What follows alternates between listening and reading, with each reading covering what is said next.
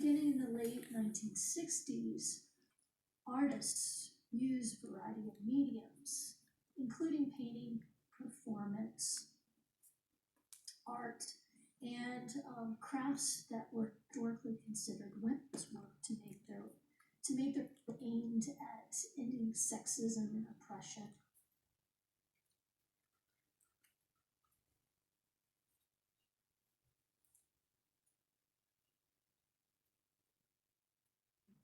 While many of the debates are still ongoing, younger generation of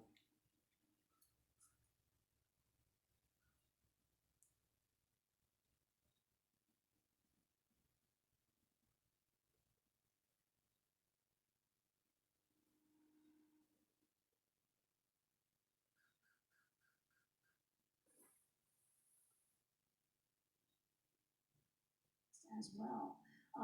He's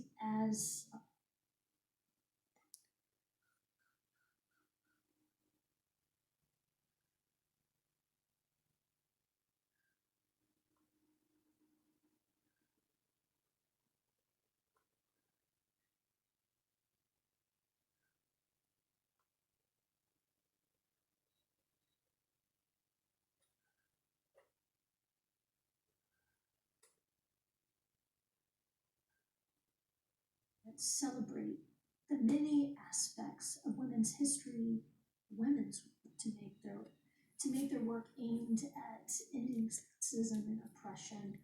While many of the debates are still ongoing, young generation of feminist artists take an approach to incorporate these kind of intersecting concerns about race, class, forms of privilege, and gender identity as part of a continuum in the movement. This image here represents the work of Miriam Schapiro, who is well known for artworks that blur the line between fine art and craft. She incorporates craft elements into her paintings due to their association with women and femininity. Her work touches on issues of feminism and art, especially in the aspect of feminism in relationship to abstract art.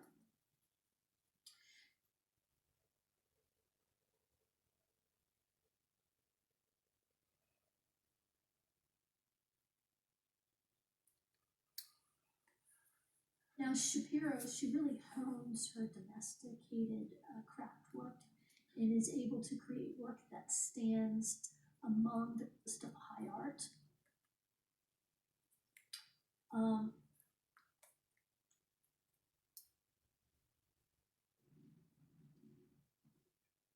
Judy Chicago's original concept for Dinner Party was multifaceted in that her goal was to introduce the richness of women's heritage into culture.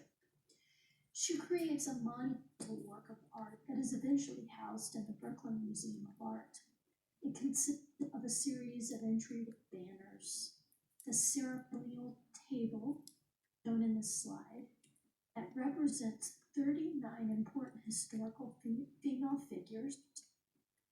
And then there's another component called the Heritage Panels, which honor the contributions of 199 women. Together, these components celebrate the many aspects of women's history and their contributions. The dinner party is extremely famous. Countless exhibits have existed around the dinner party. Books and articles have featured the seminal work, and the piece to this day draws thousands of visitors from all over the globe.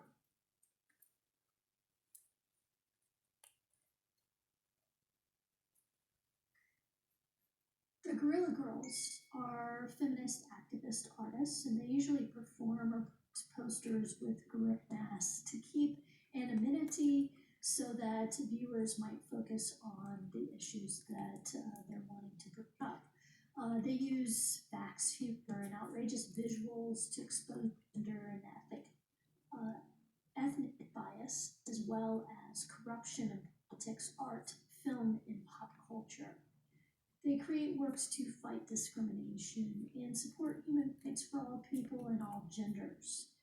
You can see in a poster here where they created, where they're uh, bringing attention to the fact that artists, most artists in museums are men, and that there should be more females who are included in museum collections.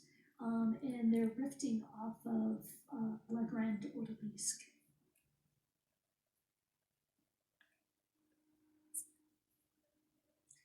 Now, performance art begins in the late 1960s and is still being practiced to this day. It's often open-ended, it's a very conceptual activity. Typically, it's presented before a live audience. The roots of performance art came from happenings, the fluxus, and also feminist activities.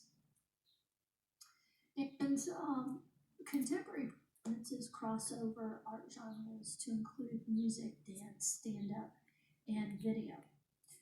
If you'll take a minute out now and watch this video, A Case for Performance Art by PBS.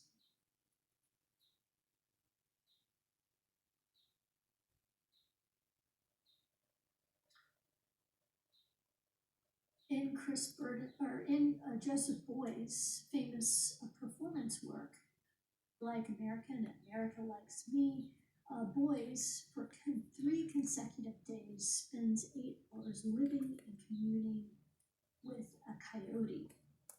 By 1974, Boys was one of Germany's most well-known and provocative artists. He's recognized for artworks that often involve considerable quantities of felt and animal fat. And he owes this to his personal history as a German fighter pilot. In 1944, his plane crashes, and a local tribe in the area found him and wrapped him in animal fat and felt to protect and insulate him.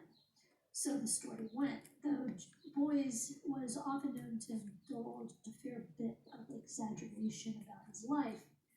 Thereafter, felt and fat, they become therapeutic symbols for Boys. Part of his shamanic toolkit that would help him to heal and regenerate society's psychic wounds through artistic gestures and communication. Boys believe that everyone is an artist with the ability and agency to transform the world around them.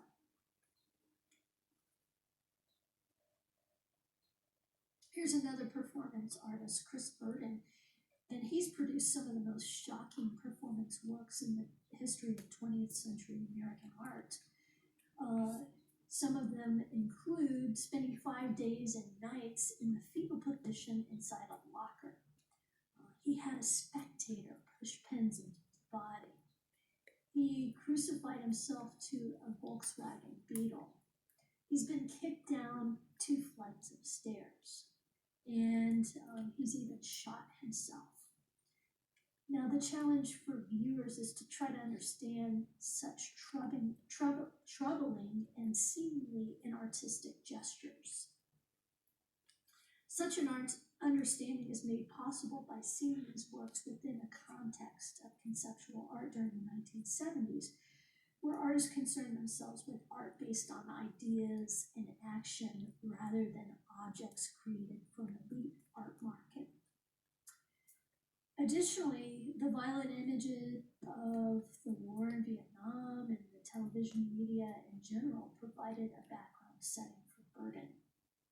His work challenges viewers to take stock of their own moral compasses and widen their understanding of the ways in which it is possible for art to serve humanity.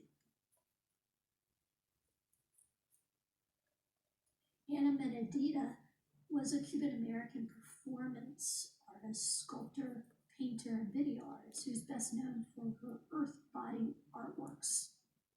Her work is somewhat autobiographical, drawing from her history of being displaced from her natal Cuba and focused on themes including feminism, violence, death, life, identity, place, and belonging.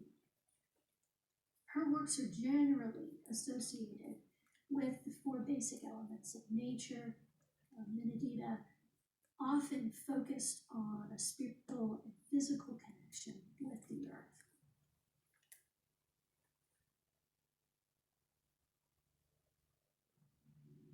In conclusion of this presentation, hopefully this last video leaves you with a positive frame of mind. I wish you all well, health and happiness from my home to yours. Please remember to study before your final exam, and I'll be back in touch with you on Thursday. Best wishes.